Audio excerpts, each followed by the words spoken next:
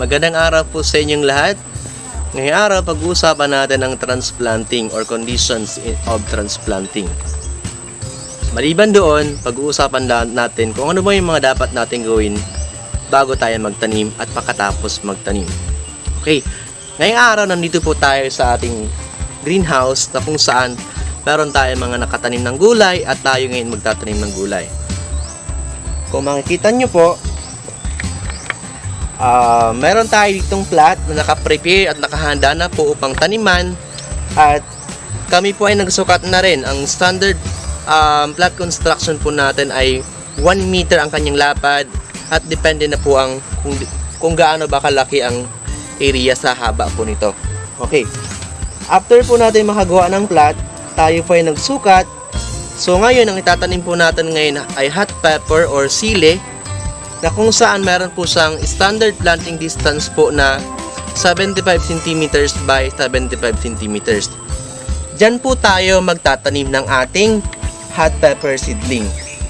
So ngayon, take note po, kung tayo po ay magtatanim ng kahit anong seedling, dapat magtanim po tayo ng late in the afternoon. Bakit po ba? Ginagawa po natin ang pagtatanim ng late in the afternoon upang maiwasan po natin ang transplanting stress. Ano po iyon?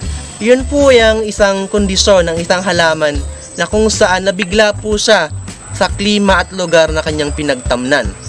So bale, pag tayo po ay nagtanim ng late in the afternoon, ang mangyayari po, mayroong papasok na gabi at magkakaroon ng time o oras ang ating seedling na makapag-recover at ma-develop upang pagdating ng umaga, mainit na po, nakapag-adjust na po ito.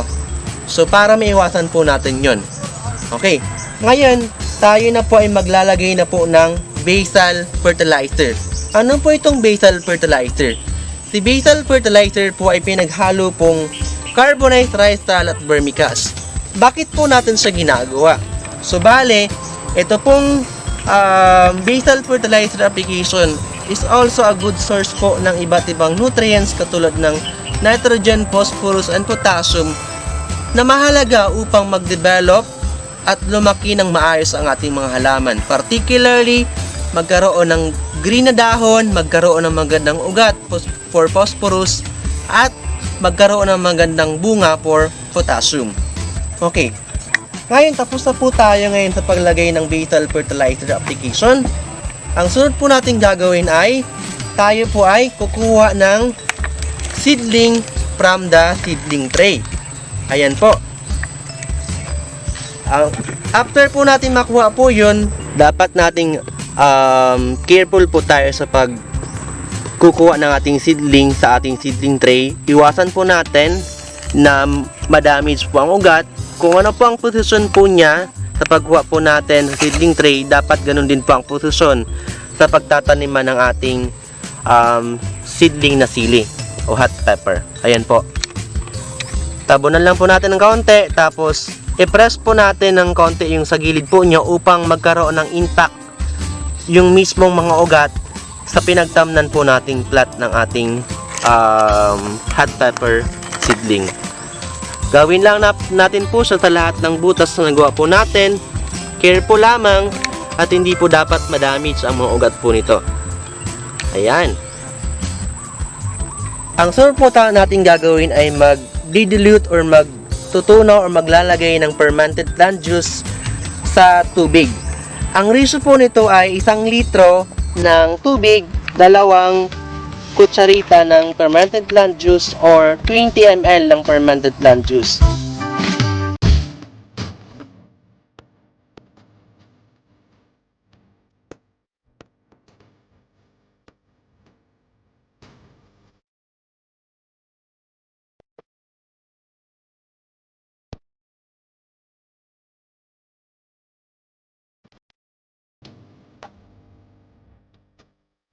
Next po natin gagawin is magdidilig. Ano po ba ang importansya ng paglalagay ng fermented plant juice? Ang fermented plant juice po ay mayaman po sa nitrogen.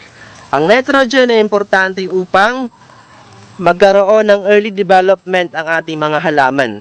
So ito ay magbibigay ng magandang or kulay berdeng dahon na magiging dahilan upang sila ay lumago ng maayos At pagkatapos lumago, sila ay madali ring mamunga dahil naalagaan po natin ng maigi ang ating mga seedling habang sila ay bata pa.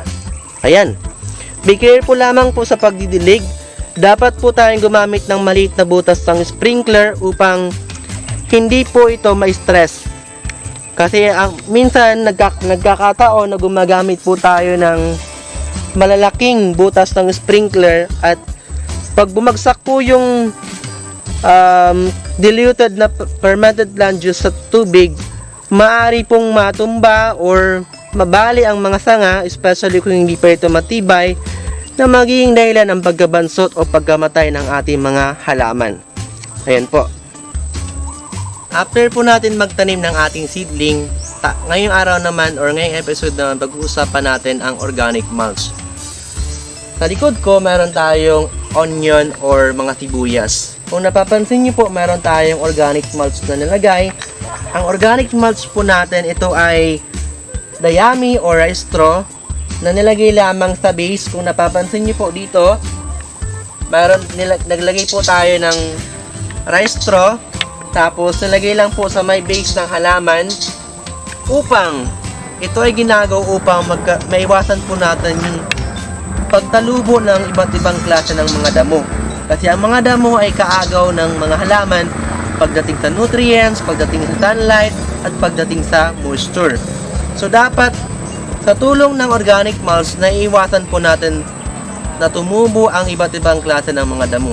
Pangalawa, ang organic mulch din po ay nakakatulong upang ma-preserve at maiwasan po natin yung evaporation ng tubig sa ating plant.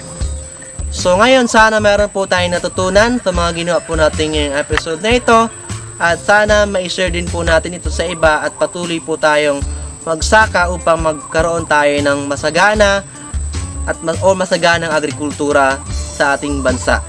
Magandang araw po ulit sa inyong lahat.